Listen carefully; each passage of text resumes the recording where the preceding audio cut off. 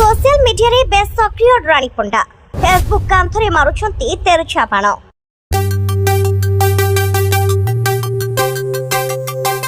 अनुभव को मने मने मन देइथिबा रानी पंडा एबे अनुभव को सपक्ष रे अनुभव को केबे धन आई लव यू कहउछंती तो केते बेले अनुभव को सपक्ष रे लेखिछंती किछि एपरि कथा। तेबे आसंत नजर पकाइबा रानी एबे कोन पोस्ट करिछंती निज फेसबुक रे।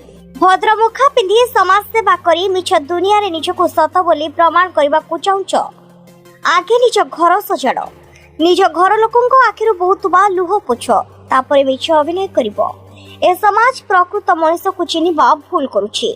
जनकर भूल न थाए गोटे पारिवारिक समस्या रे दुई जनकर भूल थाए तेणु जड़े कहीं एते अपमान पाए एवं आउ जड़े पाए नाही। तेबे रानी एही पोस्ट रे वर्षा को टार्गेट करिथिबा बेले वर्षा किंतु नीरव अछंती।